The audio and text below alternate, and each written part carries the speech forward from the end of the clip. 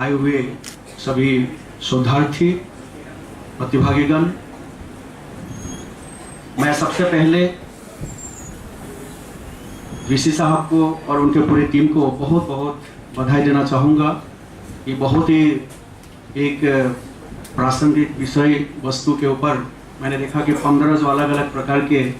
विषय वस्तु आपने रखा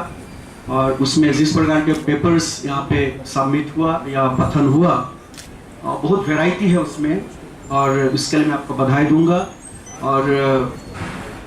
जैसे हमारे इलाहाबाद से आए हुए सक्सेना साहब बता रहे थे, बहुत टेक अवे जो है इस यूथ साइंटिस्ट कांग्रेस से है। सबसे पहला तो ये है कि आज 29 फरवरी है, जिसमें हमारा मंत्री महोदय, हम सभी लोग यहाँ आज एकत्रित हुए हैं और इसको दोहराने भी चाहेंगे तो कम से कम 4 साल लगेगा। ठीक है, तो ये इसका बहुत बड़ा आज का जो सबसे बड़ी टेक अवे ये है। दूसरा, जैसे महिला प्रतिभागी के बारे में जो बताया गया, मैं इसके लिए बधाई दूंगा कि इतने सारे शोध पत्र का पठन और उनके लिए आवेदन आना, सबमिशन होना बहुत ही आशा के विषय है। लेकिन महिला प्रतिभागियों का आना, मुझे लगता है ये बहुत अच्छा इंगित हमारे भविष्य के लिए करते हैं। मैं सभी प्रतिभागियों को बहुत बहुत बधाई देना चाहूँगा। मैं बहुत ज़्यादा समय नहीं लूँगा क्योंकि ऑलरेडी आप लोग 2 दिन से बहुत सारे बातों पे चर्चा की है और सभी को सुने हैं, और केवल 2 मिनट में समय लूँगा क्योंकि ये मोस्टली मैं दोनों हमारे जो कुलपति महोदय यहाँ उपस्थित है उनके लिए और हमारे सीजी कॉस्ट के डीजी साहब के लिए, क्योंकि उन्होंने अभी सीजी कॉस्ट के खजाने के बारे में भी बताया और बहुत सारे जो काम उन्होंने कर रहे हैं उसके बारे में बताया। मैं उनको बहुत साल से जानता हूँ और मुझे याद है हम लोग बहुत साल पहले एक टेक्नोलॉजिकल विलेज कॉन्सेप्ट में भी काम किया है और उसका स्थापना भी हुई है। इसके अलावा छोटे छोटे जगहों में जैसे क्रेडा पार्क की स्थापना के साथ साथ साइंस पार्क का भी छोटे छोटे उन्होंने किया है। लेकिन सबसे जरूरी बात आज के समय में ये है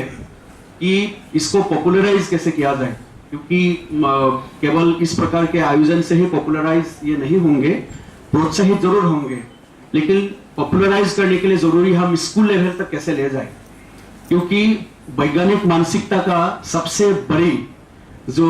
अहम पहलू है कि वो बच्चा जैसा बन जाना। क्योंकि अभी अपने बुजुर्ग होने से इनकार कर रहे थे, मैं तो कहूंगा कि शिशु सुलभ आपका आदतें यदि है, आप विज्ञानी हैं।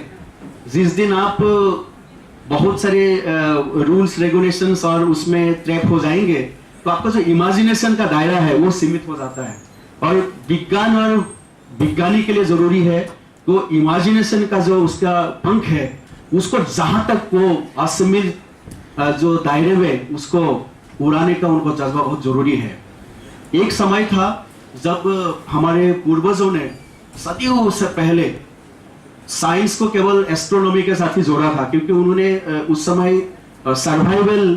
का ही सबसे बड़ा सबके भोग वही था कि कैसे जीवन जिया जाए और जीवित रहा जाए। लेकिन जैसे जैसे तरक्की हुआ और जैसे एग्रीकल्चर में तरक्की हुआ, हमारे फूड सिक्योरिटी हुआ, उसके बाद ये सोचने लगा कि और किस किस विषय पे हम व्याख्या कर सकते हैं, कैसे कैसे उसको मेथोडोलॉजी जो है उसका एक्सप्लेनेशन कर सकते हैं। तो आज हम 21वीं शताब्दी में ऐसे स्थिति में है कि हम अपने ऊर्जा, हमारे समय और हमारे बहुत सारे चीजें मनुष्य की कल्याण के लिए हम यूज कर सकते हैं। और एक मैं उदाहरण देना चाहूंगा कि अभी एक अरविंद गुप्ता जी है जो टॉय मैन ऑफ इंडिया के नाम से प्रसिद्ध है। मैं रिक्वेस्ट करूंगा, वो व्यक्ति ऐसे रिक्वेस्ट करने से आने वाला नहीं है क्योंकि he is fighting with cancer and he is a totally dedicated man today. हाँ, बहुत मुश्किल है, लेकिन उन्होंने जो किया है इसको यदि हम थोड़ा पॉपुलराइज कर सके, क्योंकि अद्भुत काम किया है। पुणे में रहते हैं और मैं अभी कुछ दिन पहले ही उनके साथ मुलाकात होने का मुझे सौभाग्य हुआ और हमें लगा कि बहुत साल जो है हम लोगों ने ऐसा व्यक्तित्व से मिले बिना या जाने बिना जो है निकाल दिए हैं। क्योंकि उन्होंने साइंस को, क्योंकि हम जो सप्लाई करते हैं, जो टूल देते हैं, वो उन्होंने पूरा निरर्थक साबित किया है, और उन्होंने लोकलाइज्ड वे में उन्होंने साइंस को कैसे टॉय के माध्यम से, इसे आईआईटी कानपुर के प्रोडक्ट है और सभी लोग जानते हैं कि किस जुनून के साथ वो काम किया है। तो शायद हमारे यूनिवर्सिटीज सीजी कॉस्ट जैसे अनुष्ठान को उस लेवल तक आना चाहिए। ऐसे जो काम है उसको यदि हम स्टूडेंट तक ले जाए तो और बड़े बड़े यंग साइंटिस्ट का जो हम कल्पना करते हैं, इमेजिनेशन का कल्पना करते हैं, हो सकेगा। पुणे से वो लड़की के बारे में सोचिए जो 16 इयर्स में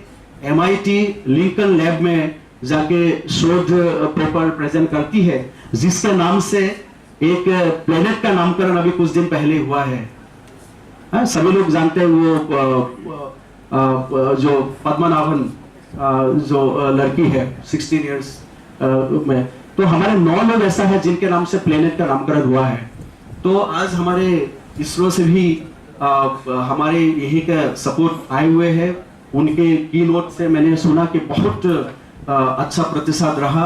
और एक साइंटिफिक टेम्परामेंट को आगे बढ़ाने का जिम्मेदारी हम सबकी है, और उसको पॉपुलराइज कैसे किया जाए ये भी बहुत जरूरी है। साइंस में कहा जाता है कि थिंक ग्लोबली एक्ट लोकली, और इस तरह का आयोजन जो है एक्ट लोकली का है, क्योंकि सारे जो नॉलेज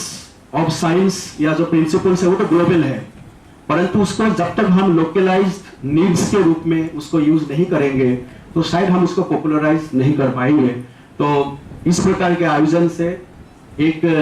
ऑब्जेक्टिव का पूर्ति होता है। और मैं रिक्वेस्ट करूंगा जो हमारे विद्वत जो यहाँ आए हुए हैं, जो बहुत ही ऐसे पोजीशन में बैठे हुए हैं जो इसको और आगे बढ़ाने का उनके क्षमता भी रखते हैं, कैपेसिटी भी है, और सहयोग भी ले सकते हैं, तो आप लोग यदि इस दिशा में करें तो मुझे लगता है कि हमारे जो यंग साइंटिस्ट, जो बडिंग साइंटिस्ट जो स्कूल में है, पढ़े हुए हैं, उसको हम आगे बढ़ा सकते हैं। एज ऑफ नाउ बहुत ही कुकुंड हुए में जो है हम एक्चुअली उनको पंख उड़ने के लिए हम वो दे नहीं पा रहे हैं, तो शायद इस विषय में भी हमें डिस्कस करने की आवश्यकता है कि उनको वो पंख दिया जाए, वो इमेजिनेशन दिया जाए जो आगे जाके जो हमारे देश का नाम रोशन करे, और पूरे धरती को एक लैब के रूप में लेते हुए और धरती के बाहर को भी लैब के रूप में लेते हुए वो ऐसा शोध करे जिससे मानव कल्याण भी हो, और मानव की ये जो उन्नति है, ये जो विकास की गाथा है, ये आगे तक एक जनरेशन से आने वाले जनरेशन तक ऐसे ही जो अक्षुण रखे। मैं पुनः आप सभी को बहुत बहुत बधाई देता हूँ, और विशेष रूप से यूनिवर्सिटी को बहुत बहुत आभार।